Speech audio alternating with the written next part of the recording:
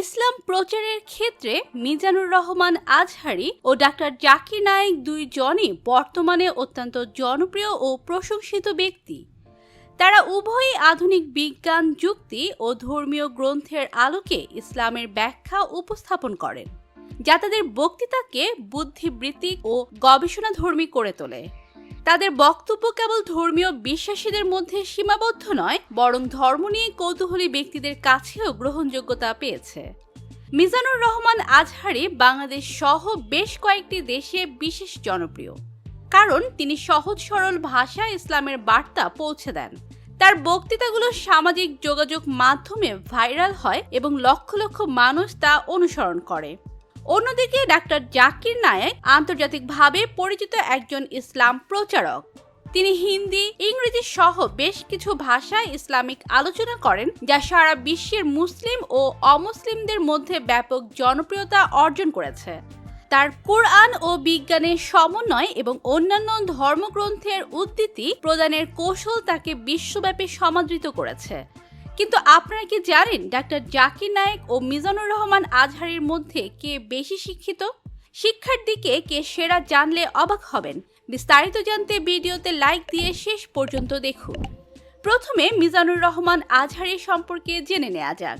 তিনি 1990 সালের 26শে জানুয়ারি ঢাকার ড্যামরায় জন্মগ্রহণ করেন।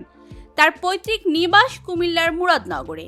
তার পরিবার ধর্মপ্রাণ এবং তার পিতা একজন মাদ্রাসা শিক্ষক ছিলেন, যা তার ইসলামী শিক্ষার ভিত্তি গড়ে তুলতে সাহায্য করে।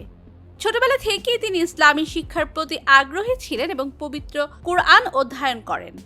তিনি স্থানীয় মাদ্রাসায় পড়াশোনা শুরু করেন এবং অসাধারণ ফলাফল অর্জন করেন। দাখিল ও আলিম পরীক্ষায় গোল্ডেন জিপিএ 5 অর্জন করেন।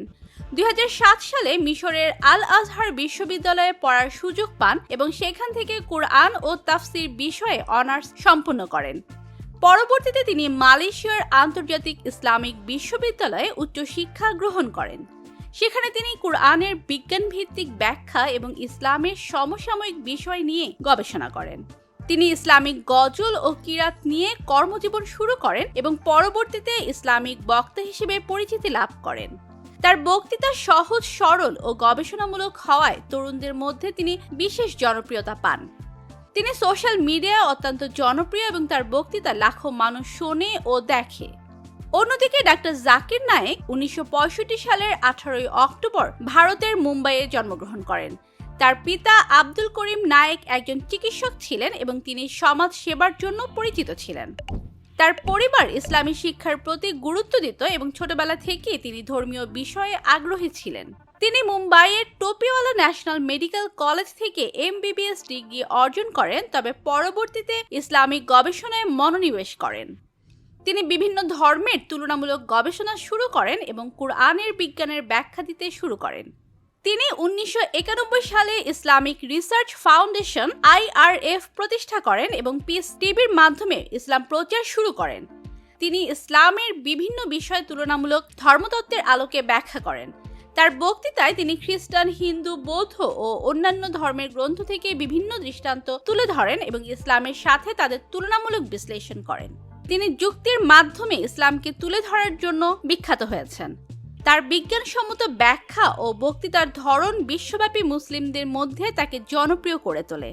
তিনি বিভিন্ন আন্তর্জাতিক সেমিনার ও বিতর্কে অংশগ্রহণ করেন এবং অসংখ্য নও-মুসলিম তার বক্তৃতার দ্বারা অনুপ্রাণিত হয়ে ইসলাম গ্রহণ করেন।